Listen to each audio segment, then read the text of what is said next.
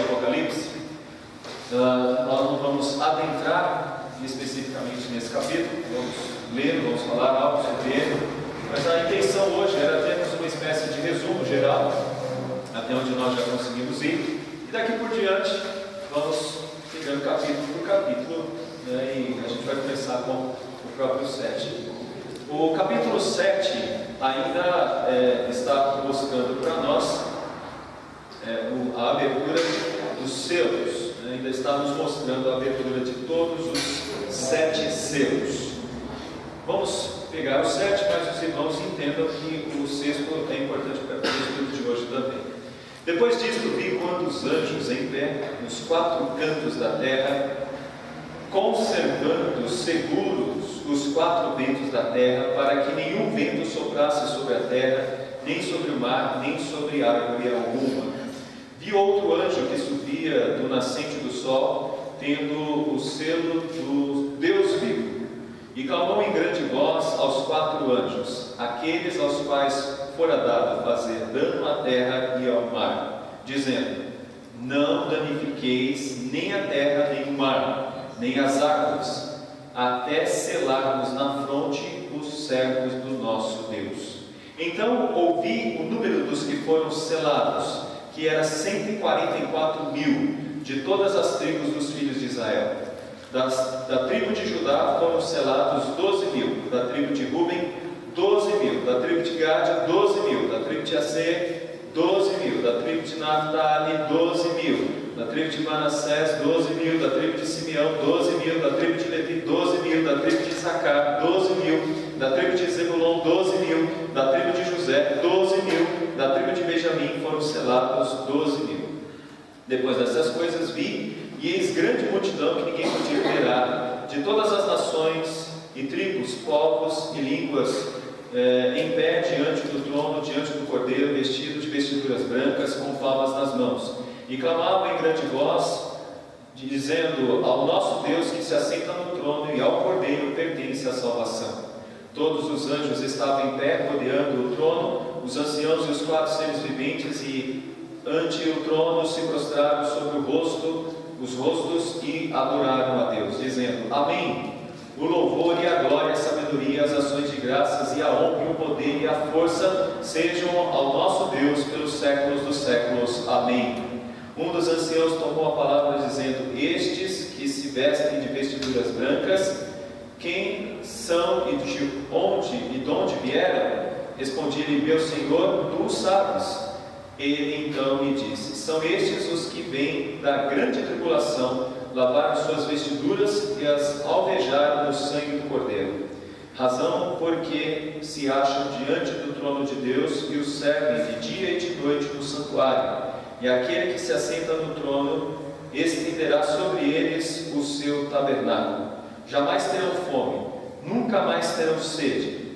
Não cairá sobre eles o sol, nem ardor algum, pois o Cordeiro que se encontra no meio do trono os apacentará e os guiará para as fontes da água da vida, e Deus lhe enxugará dos olhos toda a lágrima. Amém. Vamos orar.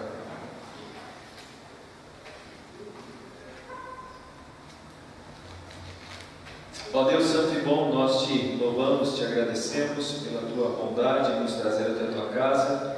Obrigado por poder ler esse texto tão maravilhoso que nos acalma a alma e ajuda-nos, ao Senhor, a entendê-lo. Abençoe aqueles que não puderam vir, tu conheces o motivo, tu sabes, ó Pai, de alguns que estão querendo vir, mas estão presos no trânsito.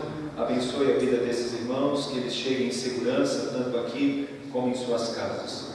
Obrigado a Deus por esse dia, que começa e inaugura de forma definitiva os grupos de oração da nossa igreja, que esses grupos reunidos durante as semanas possam ser bênçãos, ó Deus, na vida daqueles que ainda não te conhecem, na vida do teu povo que já te conhece, e que possam glorificar o teu nome, ó Pai, aprendendo e orando diante da tua presença. Obrigado, Senhor, pelo teu amor manifestado em Cristo Jesus. Obrigado porque tu nos dá a conhecer os teus planos e que saibamos, ó Pai, confiar nas tuas promessas. É a nossa oração em nome do teu Filho Jesus. Amém. Amém. Ok, olha só o que nós temos para falar a respeito do nosso momento introdutório.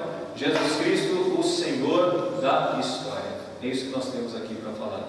Jesus Cristo, o Senhor da história. E é algo assim de grande valor dizer isso. Jesus Cristo é o Senhor da história. Deixa eu dizer por quê. Ele foi morto, ele ressuscitou e ele reina. Ele reina governando tudo. Nós já vimos isso na semana passada, mas é importante que a gente diga: ele governa tudo. Cristo governa agora a história. Tudo o que está acontecendo acontece pela direção do Senhor Jesus Cristo. Os selos que estão neste livro, e este livro estava nas mãos de Deus, estes selos representam a maneira como a história vai sendo desvendada nas épocas do tempo até chegar ao retorno do Senhor Jesus Cristo. O livro, ele é escrito por dentro e por fora, o que significa que tudo já está definido. Esse livro que é escrito por dentro e por fora significa que não tem mais espaço para escrever nada novo. Tudo o que Deus quer que irá acontecer, vai acontecer. Já está definido no livro. Ou seja, está tudo traçado. Isso é muito importante. Não tem nada assim que vai pegar Deus de surpresa. Não tem nada que vai chegar assim e vai dizer: ah, agora eu vou escrever mais uma linha aqui. Não. O livro que foi dado a Cristo é um livro que já determinou tudo o que vai acontecer. Tudo o que vai acontecer. Tudo já está definido. Quem tem autoridade para definir, para fazer com que isso aconteça?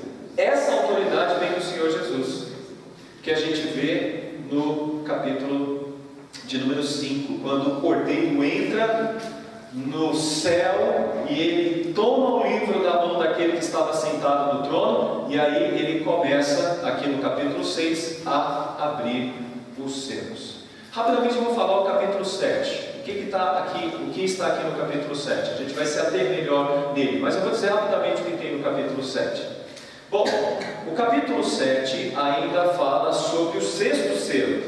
E o sexto selo é o selo dos últimos dias e da concretização de todas as coisas. É isso que significa aqui o sétimo selo. Este selo fala sobre o fim das coisas. Basicamente seria o fim do mundo. Basicamente seria o fim deste mundo. E ele mostra o que irá acontecer.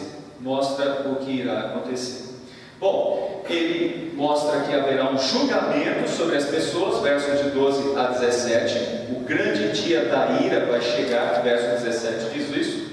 E nos versos do capítulo 7, de 1 em diante, mostra como que esse plano se concretizará. Funcionará assim, mais ou menos assim. Você vê 4 anjos em pé nos 4 cantos da terra. Esses 4 anjos, eles controlam tudo o que acontece na face da terra, com cataclismas, por exemplo, destruição. Por exemplo, a gente vê aí ventos, e os ventos que destroem tudo. Mas estes anjos, eles não destroem tudo por enquanto, porque há um plano. E que plano é esse? É o plano da reunião dos crentes. Esse plano da reunião dos crentes está se concretizando na história. Deus concretizará esse plano. É por isso que o mundo ainda não passou por uma destruição total. Se vocês olharem para os selos, vocês podem perceber que sempre há um limite. Sempre se diz o seguinte: não faça tal dano, não deixe acontecer tal dano. Vai acontecer um dano, mas não um dano total. Por quê? Há um plano sendo definido na história. Que plano é esse? É o plano dos servos de Deus que vão sendo salvos. Olha só o que diz o verso 2 do capítulo 7. Vi outro anjo que subia na nascente do sol, tendo o selo do Deus vivo, e clamou em grande voz aos 4 anjos, aqueles aos quais fora dado fazer dano à terra e ao mar. Ou seja, esses anjos têm uma missão: fazer dano à terra e ao mar. É duro dizer isso, mas esses tufões, essas coisas todas, que nós já falamos em teologia, né, quando nós falamos de escatologia, eles são controlados pelo próprio Deus, pelos seus agentes. Então, eles não vão fazer isso completamente com a terra. É por isso que esses tufões começam com uma força X e terminam fraquinhos, porque é a forma como Deus limita. Mas só para ter uma ideia, onde passa a destruição que causa? Que destruição que causa? São tufões que muitas vezes atingem um continente quase que inteiro. Quase que inteiro. O texto está dizendo que há uma limitação pela vontade de Deus. Verso 3: não danifiques nem a terra, nem o mar, nem as árvores, até, olha, esse ponto é importante, até selarmos na fronte os servos do nosso Deus. Selarmos na fronte os servos do nosso Deus. Eles não têm autorização para destruir a terra, porque tem algo mais importante acontecendo. Os servos de Deus estão sendo resgatados por meio da pregação do Evangelho. Entende por que é importante falar do primeiro cavaleiro, que é um cavalo branco que sai vencendo para vencer? Porque é o Evangelho. Ou seja, pode vir até o furacão, mas primeiro tem que passar o cavaleiro branco pregando o Evangelho. Ou seja, o Evangelho passa primeiro e depois pode até passar o furacão, mas primeiro tem que passar o cavaleiro branco. E esse cavaleiro branco, ele sai vencendo para vencer. Por que ele sai vencendo para vencer? Porque ele traz o Evangelho. O crente é mais do que vencedor. E por que ele é mais do que vencedor? Porque nem morte, nem anjos, nem principados, nem espada, nem fome, nem nudez, nada pode separar o crente do nosso Deus. Sim, então. O 9:4 também corresponde ao 7:3. Sim, é o inverso. Exatamente. Você tem, na verdade, 6 vezes a destruição do mundo. No texto de Apocalipse. 6 vezes você tem a narrativa da destruição do mundo. 6 vezes. Essa narrativa. Então tem que tomar cuidado, porque o livro de Apocalipse é uma forma de dizer assim, olha, isso é tão certo, que a gente pode repetir isso várias vezes. É isso que o texto está dizendo. Por isso que se repete várias vezes. Mas aqui é a preservação também. Também. Essa preservação é importante, né? Porque é aquilo que a gente falou, a criação é preciosa aos olhos de Deus. Então essa criação é preservada. E agora, o que é interessante aqui... O 9:4 é atingido porque ele não tem o seu. Exatamente. O 7:3 é esperando aquele... Muito bem lembrado. Deixa eu dizer o porquê que o mundo ainda não foi destruído. O mundo ainda não foi destruído e não acabou, como poderia ter acabado numa Segunda Guerra Mundial, porque o nosso Deus preserva os eleitos. Por causa disso. O mundo não acabou por causa da igreja. Alguém fala assim, nossa, o mundo está sofrendo tanto com esses problemas de ecologia, esses problemas de guerras e tantas coisas, mas você pode perceber, o mundo ainda está aí. Agora, por que o mundo está aí? Segundo o que nós estamos vendo na interpretação de Apocalipse, o mundo está aí, olha o que diz o verso 3, até selarmos na fronte os servos do nosso Deus. Quando o último eleito for alcançado, esse mundo não tem razão nenhuma de continuar existindo. Donizete, Sim. quando eu falo assim, se não fosse abreviado os tempos, nem os eleitos seriam salvos, tem alguma correlação? Sim, tem, porque as coisas vão ficando piores. E esse é um ponto importante para a gente entender aqui. A igreja estará nas tribulações.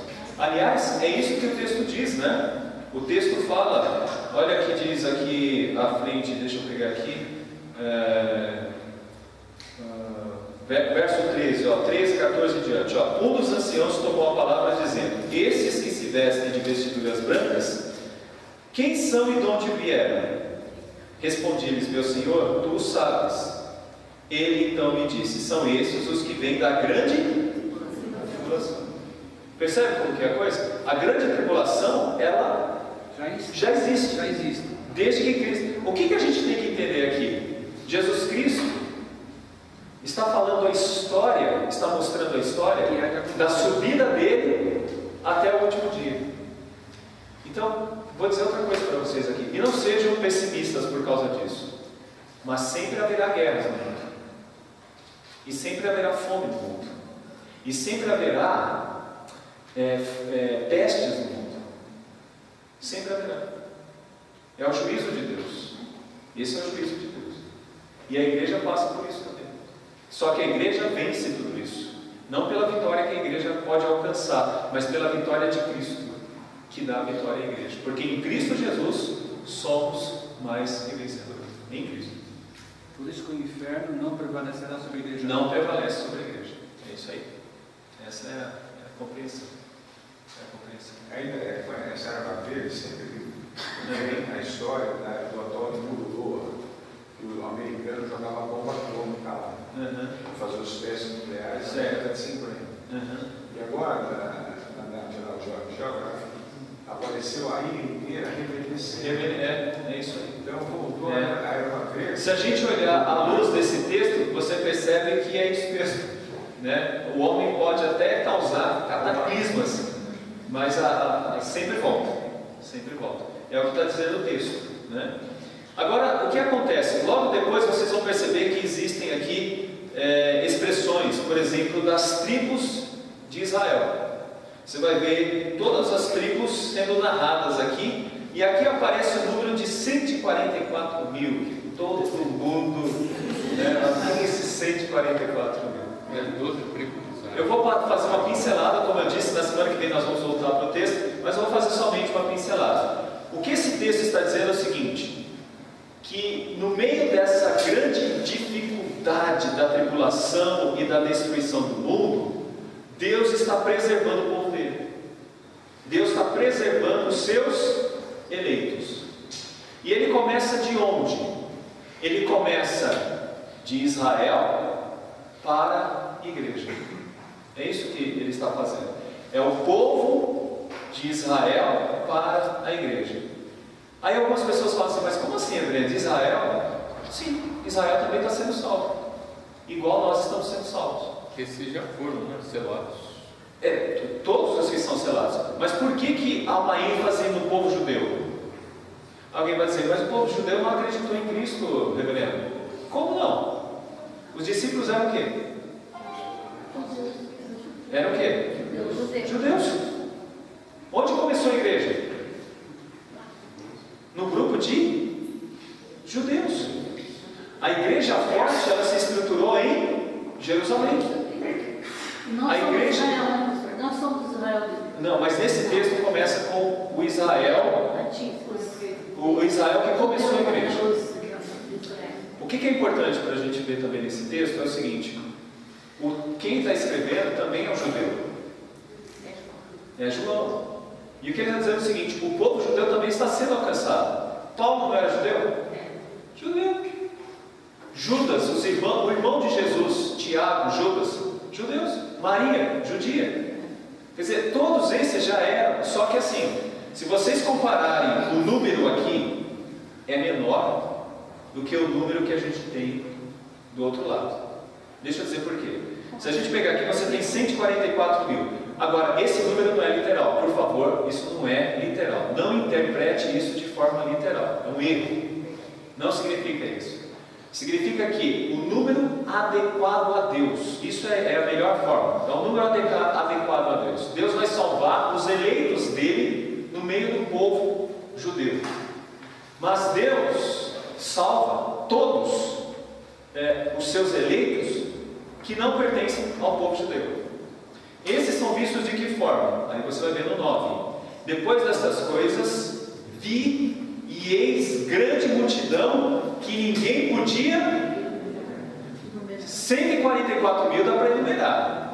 Agora, uma multidão que não dá para enumerar, aí é uma coisa magnífica. E o erro dos testemunhos. É gigantesco.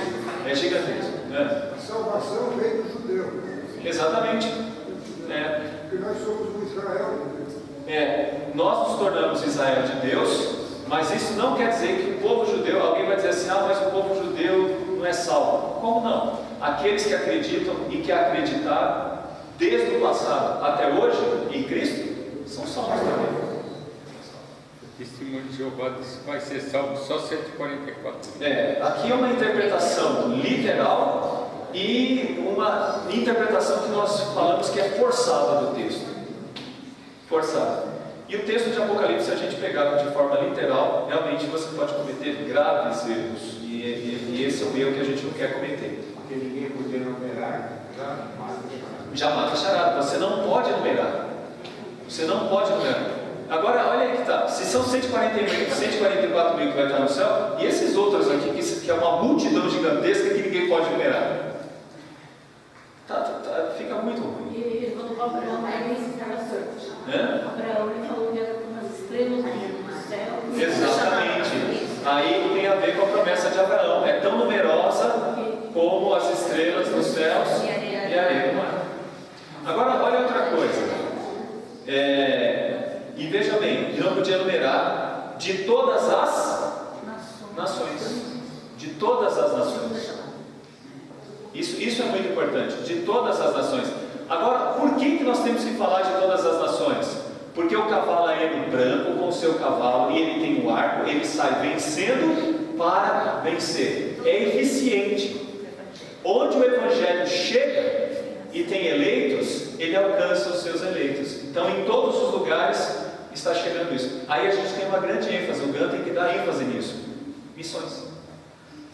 Quando você fala de missionários, você está falando desse cavalo branco e do Evangelho chegando nessas regiões. Que é aquele quadro que a gente vê ali, ó, ali perto, né, dos nossos irmãos da Rebeca e do Marcos. O que é isso? É o trabalho missionário. Então chega em todos os lugares. E diz assim: em pé diante do trono e diante do Cordeiro, vestido de vestiduras brancas, com palmas nas mãos. O que significa isso? Que essas pessoas estão celebrando a vitória do rei. Eles estão celebrando o louvor ao rei.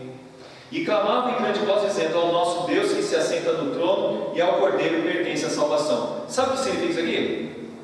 Sabe o que é isso? Capítulo 4, capítulo 5. Olha só, ó. E clamavam em grande voz, dizendo: ao nosso Deus que se assenta no trono e ao Cordeiro pertence a... Se você ler o capítulo 4, você vai ver o trono. E se você ler o capítulo 5, você vai ver o Cordeiro entrando e pegando o livro da mão daquele que está sentado no trono. Aí você está vendo. O que acontece? A cena de adoração que João viu no início é a cena do final.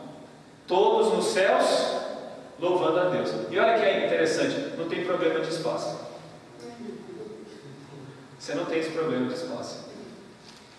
Eu queria só que vocês entendessem uma coisa. É uma multidão de pessoas de Adão e Eva até o último dia. É muita gente. Imagina, é uma coisa fantástica. Por isso que tem um novo céu e a nova terra, na mesma qualidade, mas por certo com uma amplitude muito maior e com uma estrutura muito maior, perfeita, perfeitíssima. Ou seja, você vai ver lá o cachorrinho perfeitinho, você vai ver os animais perfeitinhos, você vai ver uma cachoeira perfeita, você vai ver rios perfeitos, você vai ver um céu perfeito, você vai ver um mundo perfeito e pessoas perfeitas, sem aquilo que a gente vê tanto aqui. Então, aqui a gente percebe que o texto de Apocalipse é um consolo para aquelas igrejas que começaram a ouvir. E vocês perceberam que Jesus disse que elas passariam por tribulação, por dificuldades e por lutas? Essa é a realidade. Então vamos tentar resumir tudo que a gente viu daqui até agora. Então aqueles que não participaram do estudo vão ter a oportunidade de ter um fechamento geral aqui do nosso resumo. Então vamos lá. Primeira coisa, né? O capítulo 6, né? Os capítulos anteriores foram introduções e neles nós vamos encontrar algumas coisas. Então nós falamos do capítulo 6, mas e os capítulos anteriores? Esses capítulos anteriores foram introduções e neles nós vamos encontrar o que? Capítulo 2 e 3, temos as 7 igrejas com suas características, as tentações e as recompensas. Se vocês olharem o capítulo 2 e 3, vocês vão perceber que desde Éfeso até Laodiceia, essas igrejas são elogiadas quando permanecem firmes diante das tentações e das perseguições, e são criticadas quando abrem mão da fé por causa das perseguições e das tentações. Só que sempre há uma fala. Que fala é essa? Vocês ainda vão sofrer, vocês ainda vão passar por algumas dificuldades. O que Jesus mostra para as igrejas é que essas igrejas ainda não estão no céu. E por isso é necessário que elas lutem. E aí, os dois termos que nós usamos, igreja militante e igreja triunfante. A igreja militante, ela está lutando aqui nesse mundo, contra tentações, contra as perseguições, contra o mal. Ela está lutando contra todas essas coisas. Os selos são contra também essas igrejas. Então, isso é o que define aí o capítulo 2 e 3. Então, essa é a introdução. Capítulo 4, a gente vai ver o poder de Deus. Ele está sentado no trono e Ele é o Criador de todas as coisas. Ele tem um plano de salvação. Os 4 seres viventes o adoram. Os 24 anciãos se prostram diante dele. E há todo um cenário preparado, né? Então aqui a gente vê o poder de Deus. Depois no capítulo 5, nós vamos ver a visão de Cristo glorificado, né? E aí a gente vê que deixa patente o poder criador e o propósito redentor de Deus. Ou seja, Deus criou, mas Deus também redimiu a criação pelo poder do Senhor Jesus Cristo. Então a gente vê Jesus Cristo tomando da mão de Deus o livro e Ele vai desatar os selos, como nós já estudamos até então. Esse é o capítulo 5. Agora no capítulo 6, nós vamos ver o quadro dos sofrimentos da igreja, dos juízos divinos sobre os inimigos dela e o triunfo final de Cristo. O que é importante a gente entender no capítulo 6 é que Deus está no controle, né? Essa é a questão de grande valor e de grande importância para nós. Vamos aqui para uma questão importante. Não dá para procurar eventos específicos. O que temos nesses capítulos posteriores são eventos que sempre ocorrerão entre a primeira e a segunda vinda de Cristo. Eu vou dar uma ilustração fácil para vocês. Eu me lembro de ter visto a guerra no Iraque. A guerra no Iraque foi a primeira guerra quase que televisionada. Vocês se lembram disso? 91. Exatamente. Mostraram os carros entrando, os tanques chegando, as bombas caindo. Se lembra? Parecia uma guerra nas estrelas, né? As balas, aquela coisa. Foi a primeira guerra filmada. E eu me lembro de muitos pastores na TV dizendo o seguinte: está vendo isso aqui, ó? É o que está sendo dito aqui, já está falando, ó, está vendo? Aí mostrava um personagem bíblico e dizia: está vendo, isso aqui é o Saddam Hussein. Isso aqui é o Saddam Hussein. Está vendo isso aqui, ó? Isso aqui é o Bush. Ó, isso aqui é o Bush, isso aqui é o Saddam Hussein, isso aqui é os Estados Unidos, e esse aqui, você lembra disso? Cuidado, não caiam nessa. Não caiam nisso, porque todas as vezes que aconteceu um negócio, a pessoa fala: está vendo, isso aí está na Bíblia. Especificamente não está na Bíblia, lá com o nome, o endereço, dando o nome e endereço do, né? Alguns conseguem encontrar o RG e a casa da pessoa para encontrar lá um problema. Não é isso, não é isso não. O que a gente tem aqui são acontecimentos que são acontecimentos rotineiros. Então, quando vocês ouvirem de guerras e rumores de guerras, é aquilo que Jesus Cristo já tinha dito antes de morrer na cruz. Ele falou: olha, vocês vão ouvir de guerras e rumores de guerras, e vocês vão se lembrar do que eu tenho dito para vocês, que está chegando o tempo final. E qual é o tempo final? O tempo final é da subida de Jesus Cristo e a sua volta. Nós estamos vivendo os últimos dias. Nós já estamos vivendo os últimos dias. Quando começou os últimos dias? Quando Jesus Cristo subiu ao céu. Esses são os últimos dias. E nós aguardamos o retorno de Cristo. E enquanto Cristo não vem, vai ser comum a gente verificar os eventos dos seus. Então vamos lá. O que teremos sempre até o retorno de Cristo? Bom, o que teremos sempre até o retorno de Cristo? Na terra, tá bom? Exclusivamente na terra. A gente louva a Deus pelo capítulo 6, versos 1 e 2. O primeiro cavaleiro. Vi quando o cordeiro abriu um dos selos e ouvi um dos 4 seres viventes dizendo, como se fosse voz de trombeta: vem. Vi então, e eis o cavalo branco e o seu cavaleiro com o arco, e foi-lhe dado uma coroa, e ele saiu vencendo para vencer. Então, o que a gente tem da vinda, da subida de Cristo, da sua ascensão até o seu retorno? A gente vai sempre ver o cavalo branco no contexto da história, salvando pessoas. É isso que a gente vai sempre ver.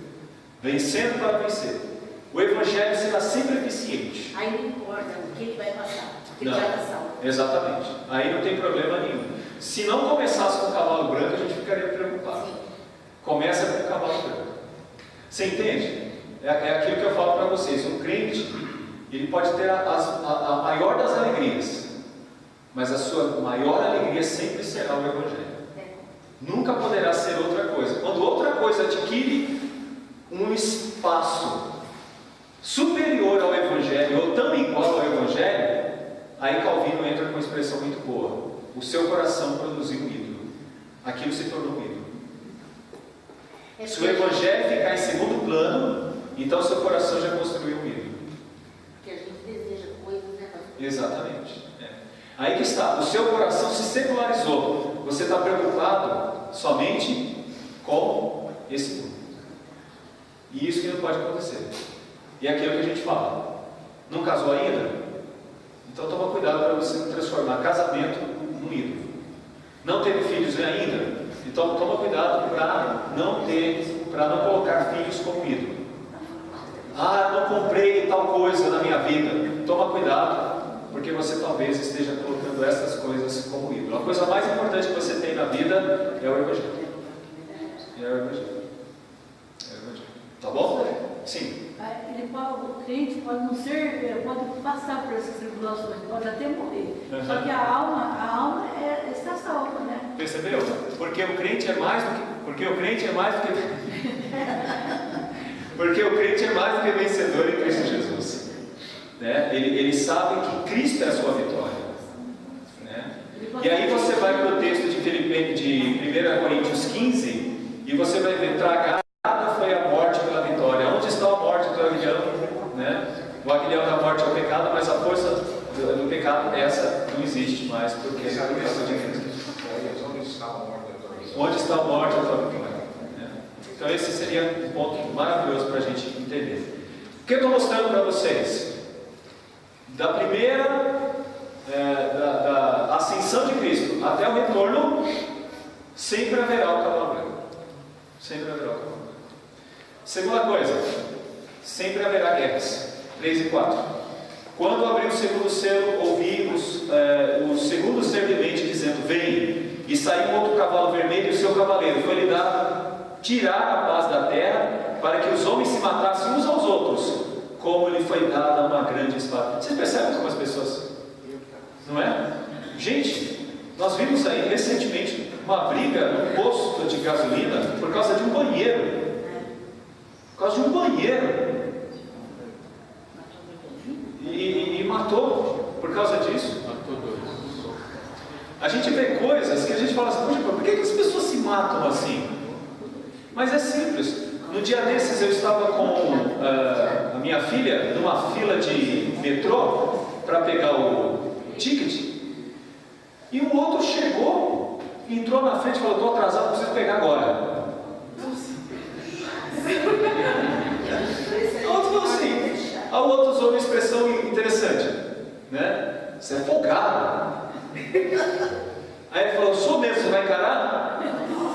Aí a mulher segurou ele porque ele ia encarar, né? Se tinha uma arma, Eu só vi isso acontecer.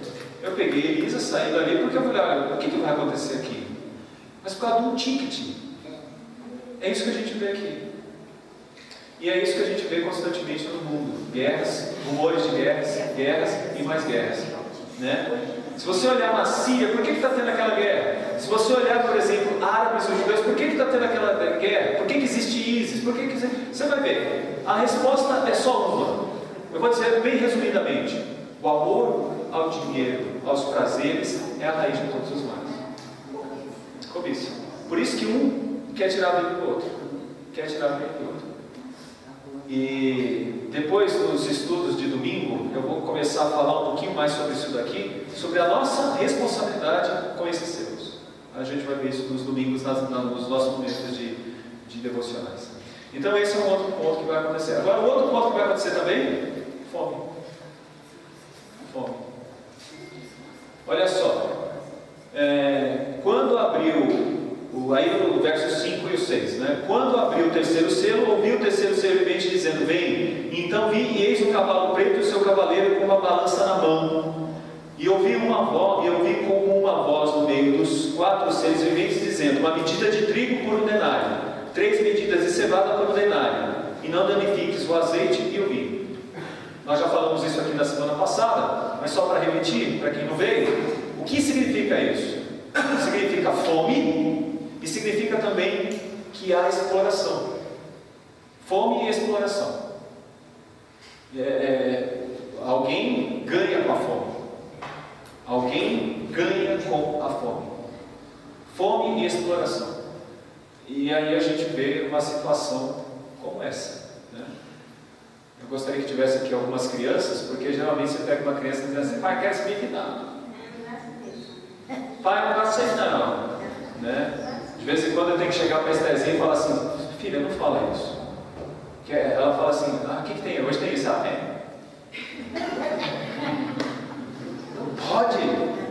Não pode. Quem está tendo comida, graças a Deus, é como aqueles 4 anjos que estão nos livrando do pior. Né? Aqui nós temos um país que é assim, mas a Bárbara pode nos dizer aqui que é viver na Europa e a pessoa compra uma banana, né? O que você veio comprar? Vou comprar uma banana. O quê?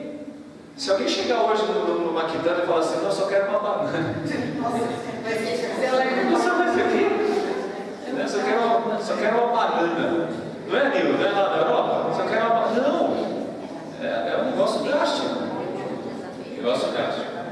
O que nós estamos mostrando? Que sempre acontecerá isso até a volta de Cristo. E a gente vê Cristo reforçando isso quando ele diz: os pobres sempre os tereis consigo. Aqui você percebe que essa é uma dura realidade. Porque alguém vai dizer assim: nossa, pastor, então é só pessimismo? Não há só pessimismo. Há um controle para que não haja uma destruição total. Mas haverá destruição, haverá guerras, haverá fome, sempre haverá alguma coisa assim. A outra coisa que nós vamos ter também é a morte, né? É a morte. Olha o que diz aí, né? 7 e 8. Quando o cordeiro abriu o 4º selo, ouvi a voz do 4º ser vivente dizendo: vem. E olhei e eis um cavalo amarelo e o seu cavaleiro, sendo este chamado Morte, e o inferno estava seguindo, e foi-lhes dada autoridade sobre a 4ª parte da terra para matar a espada pela fome, com a mortandade e por meio das feras da terra. Veja bem, 4ª parte da terra, não toda a terra, mas 4ª parte da terra. E aí a gente percebe outro detalhe importante: fome, né? Sempre haverá, morte, né? Sempre haverá morte. De alguma forma sempre haverá morte. Como que a morte vem? Espada, fome, né? Mortandade e por meio de feras. Aí a gente mostrou quem são essas feras, porque a gente geralmente pensa assim que são aquelas feras gigantescas. Semana passada a gente mostrou a fera. Essa moto tá meio esquisita, né? Essa moto tá meio esquisita, né? Tá. A Flor está falando? Mas é da morte. Falando das férias, na Idade Média, estava lendo 1/3 da população da Europa foi disseminada por causa da peste negra. E a peste negra era a pulga do rato preto. A pulga do rato, exatamente. 1/3 da população. É isso. Percebe? Percebe, por exemplo, está tendo Olimpíadas de Inverno. E o pessoal já está todo apavorado porque apareceu um negócio lá que está dando problema, já estão 1.200 já foram afastados. É assim que é. Então, sempre acontecerá isso. Sempre acontecerá estas coisas. Mas o que sempre acontecerá também tem reflexos no contexto da perspectiva dos céus. E o que a gente vê também? Perseguição. De 9 a 11 você vê essa perseguição. Quando ele abriu o quinto selo, vi debaixo do altar as almas daqueles que tinham sido mortos por causa da palavra de Deus e por causa do testemunho que sustentavam. Clamaram em grande voz, dizendo: até quando, ó soberano Senhor, santo e verdadeiro, não julgas nem vingas a nosso sangue dos que habitam sobre a terra? Então a cada um deles foi dada uma vestidura branca, e lhes disseram que repousasse ainda por pouco tempo, até que também se completasse o número dos seus conservos e seus irmãos que iam sendo mortos, como igualmente eles foram. Quer dizer, sempre haverá perseguição na igreja. É isso mesmo, haverá perseguição. E por que é necessário perseguição para a igreja? É para que a igreja não pense que aqui é o céu. Porque sempre é um problema nosso. Alguém fala assim: nossa, como a gente sofre nesse mundo? Você queria só viver feliz nesse mundo, né? E aí quando você começa a viver só feliz nesse mundo, pode perceber. Quando só tem alegrias nesse mundo, a igreja fica em segundo plano, as coisas de Deus ficam em segundo plano, oração fica em segundo plano, frequentar uma reunião de oração fica em segundo plano. Você pode perceber. E geralmente é assim, né? Angustiados que os crentes servem a Deus melhor, lutando que os crentes servem a Deus melhor. E esse mundo é um mundo de perseguição para o crente. O crente não tem paz nesse mundo. Esse clamaram, quem que é clamaram os 10 aqui? São os crentes mesmo. Os crentes. São os crentes. Os crentes. Eu falei na semana passada que aqui ainda não é céu. Alguém falou assim: mas como não? Aqui é o céu. Sim, é o céu. Mas não é o céu último. Aqui é um estado intermediário. Não é purgatório fora. Tá bom? Aqui os crentes estão esperando o último dia. Há uma expectativa. Essa expectativa existe. E essa expectativa é que faz com que eles descansem em Cristo, que está com eles. Eles descansam em Cristo. Não há lugar lá para sofrimento, mas há uma expectativa onde tudo possa se concretizar, onde a igreja toda se reúne. Nós temos uma expectativa de estar com eles, e eles têm uma expectativa de estar conosco. Por isso que a gente está falando que não é definitivamente os céus. Os céus não têm expectativas. Céu, as coisas já são. Já está tudo determinado. Ainda que as coisas são de expectativa. O que esse texto está mostrando é que da ascensão de Cristo até o seu retorno, a igreja não tem sossego na terra. Ela só tem sossego em Cristo e não na terra. Nós não temos sossego aqui. É isso mesmo. Você acorda num dia sem problema nenhum, vai dormir e tem 8. Você está de bem com todo mundo. Uma semana parece que está todo mundo contra você. Ou você está contra todo mundo. Esse é o mundo que nós vivemos. E quando você é crente é pior. Porque um crente, quando dá testemunho, é difícil esse crente viver em paz. Vai ser honesto nesse mundo para você ver quantos amigos você consegue. Vai viver a honestidade do cristianismo nesse mundo para você ver quantos amigos você consegue. E outra, quantas dificuldades econômicas você não passa por ser honesto. Esse é o mundo nosso, que nós vivemos. Aí você encontra alguns crentes e fala assim: não, pastor, tem que ser assim, porque senão não vive. Esse é o problema. Os crentes passam dificuldades. É isso que a gente vê aqui nesse texto. Tá bom? É isso que a gente está vendo nesse texto. E por fim, a tristeza para o mundo e a alegria dos eleitos. Né? Gostou da figura aí? Gostou? Né? Está lembrando o outro? De um lado. Eu acho que é o Brasil que está lá do outro lado. Será? Acho que começou com o Brasil. Eu acho que era no mês de fevereiro, carnaval. Bom, o que eu quero mostrar para vocês aqui é que o sexto sempre termina assim. Termina com o final da história. E o final da história é onde você tem a ira de Deus sobre aqueles que não foram fiéis a Ele, e você tem a bênção de Deus para aqueles que foram fiéis a Ele. Isso deveria gerar muito conforto e consolo na vida daqueles crentes das 7 igrejas, porque aqueles crentes das 7 igrejas estão passando por grandes dificuldades, né?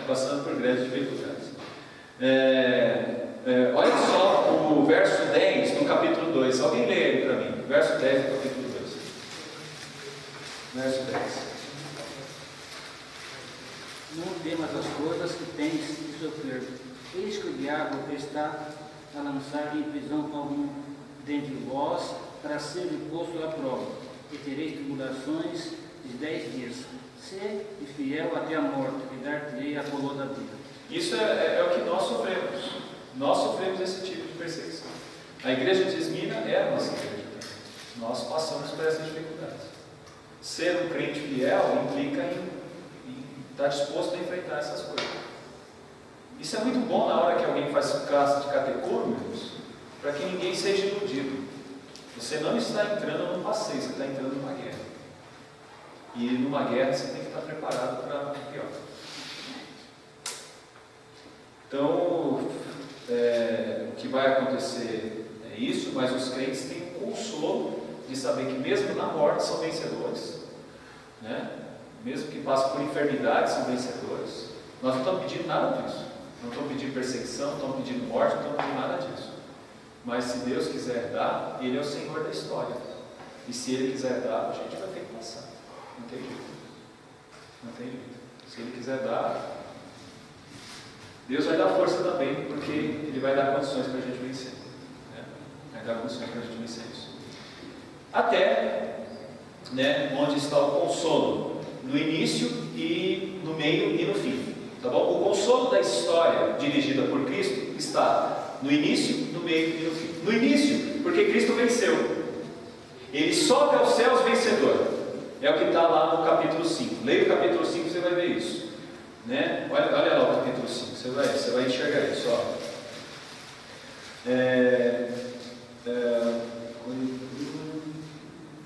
Verso 6, né? Verso 7, verso 8, como que é?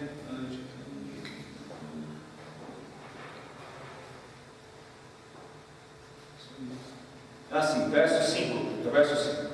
Todavia um dos anciãos me disse: não chores, eis que o leão da tribo de Judá, a raiz de Davi, venceu para abrir o livro e os seus 7 selos. Então esse é o ponto aqui, né? A gente vê que o início é de vitória.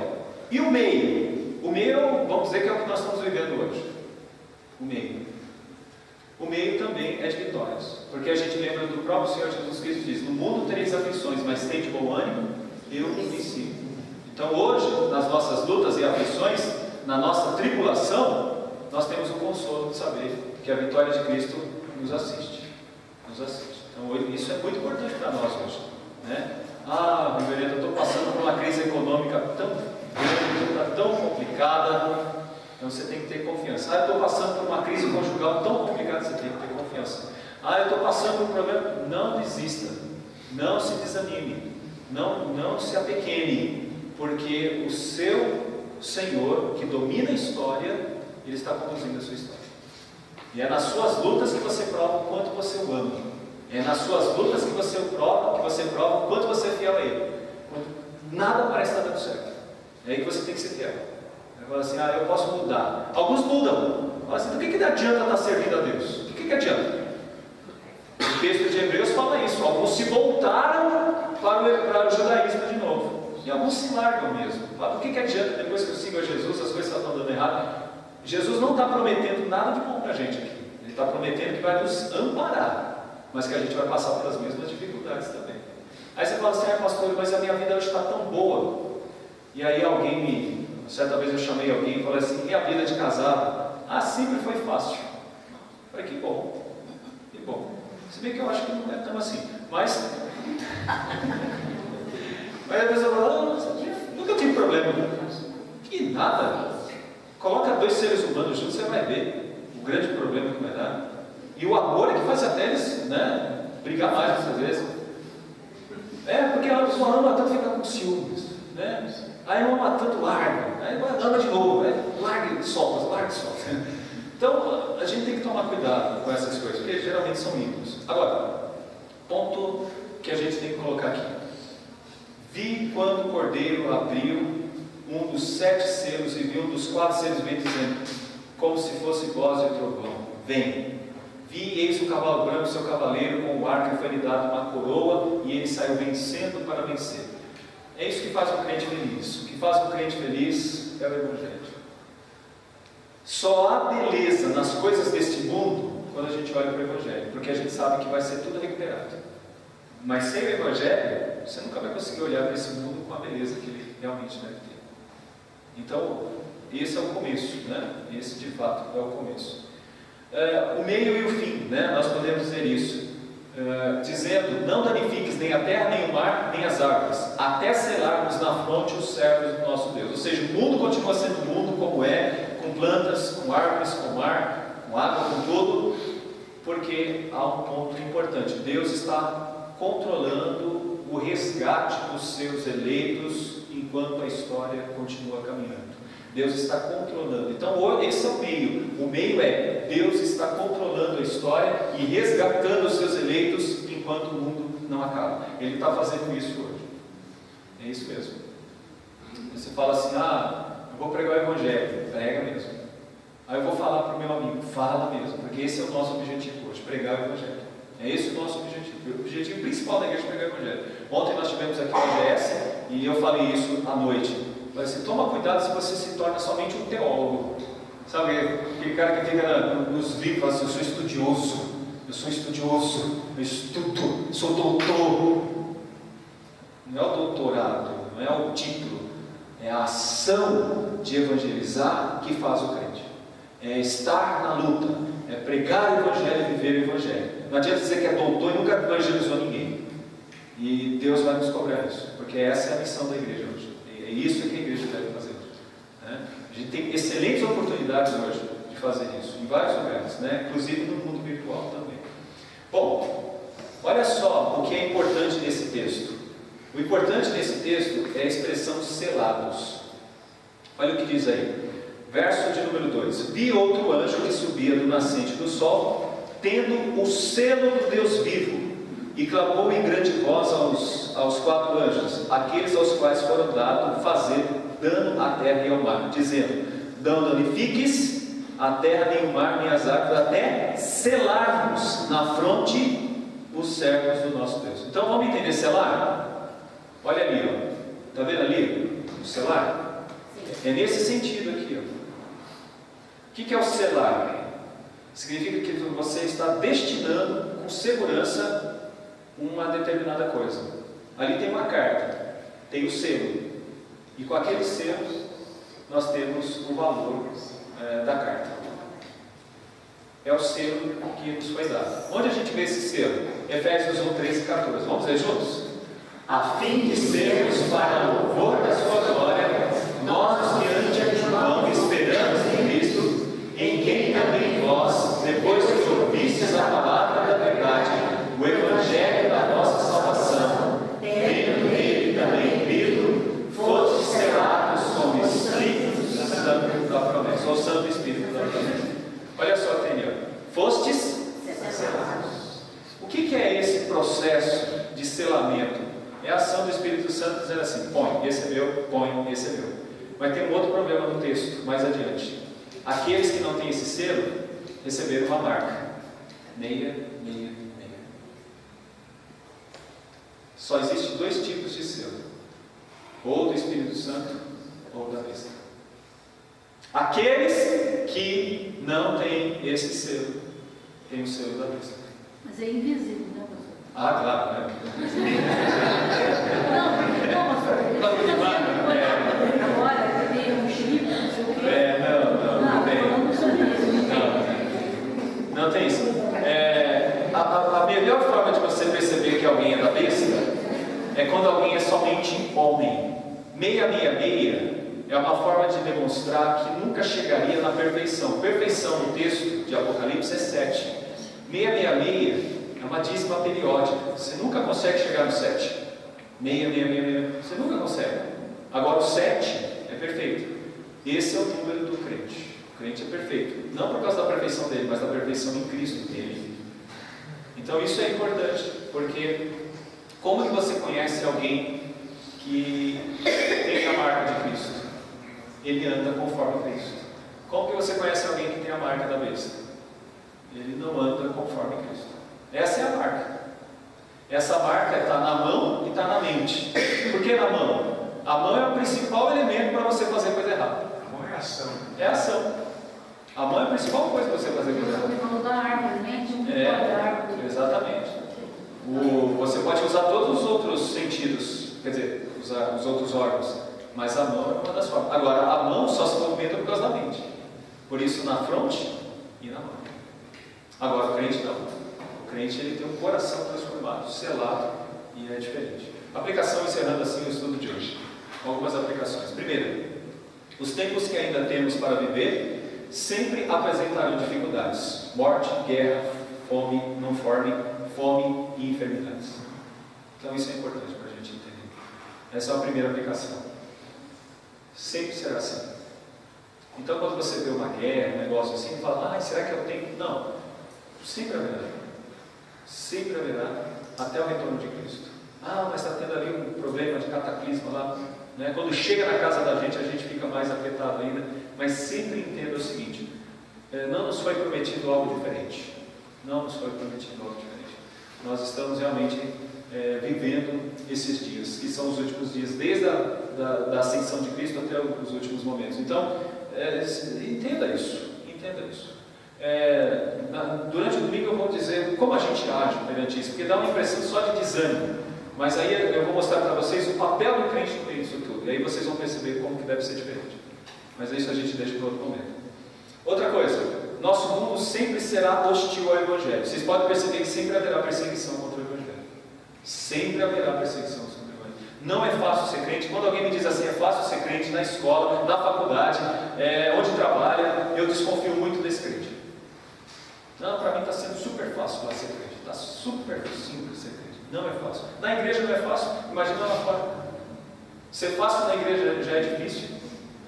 Quer dizer, ser crente na igreja já é difícil. Imagina lá fora. Então, se alguém disser assim, está sendo muito simples ser crente, eu desconfio de ser crente. Porque talvez seja um crente que já levantou do outro lado e ele vive o secularismo do outro lado. Vive o secularismo do outro lado. Come as mesmas coisas, bebe as mesmas coisas, veste as mesmas coisas, assiste as mesmas coisas, vai nos mesmos lugares, e aí é muito fácil ser crente assim. É muito fácil ser crente. É fácil. Né? E vem com a cara lavada no domingo. Cuidado. Terceira coisa, os momentos de paz só poderão ser eficazes por meio do Evangelho. É isso aí. A verdadeira paz que a gente pode ter nesse mundo só é verdadeira paz no Evangelho. Vamos imaginar um crente que tinha uma vida difícil economicamente no passado. Tem uma vida difícil. Vendia a janta para comer o almoço, ou o almoço para comer a janta. Né? E aí, depois de um certo tempo, começa a dar tudo certo economicamente na vida dele. Começa a dar tudo certo na vida dele. E aí ele fala, nossa, minha vida melhorou. Agora eu estou muito bem. Só que aí o filho começa a brigar com ele começa a brigar com o filho, a esposa começa a ter umas dificuldades com ele começa já a pensar em separar, ou ela separar, e ele fala, nossa, quando nós estávamos comendo arroz com feijão naquela dureza de vida, nós estávamos muito mais unidos do que agora.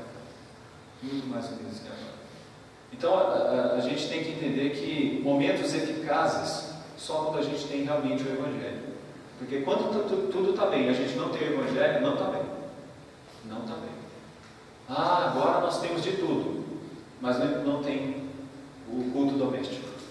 Agora a gente tem de tudo, mas não tem um pegando na mão do outro e orando. Agora a vida nossa está toda boa, mas não tem uma vida de congregação, né? de congregar. Não tem. É difícil dizer que está tudo em paz, não está. Verdadeira paz somente quando o Evangelho é eficaz.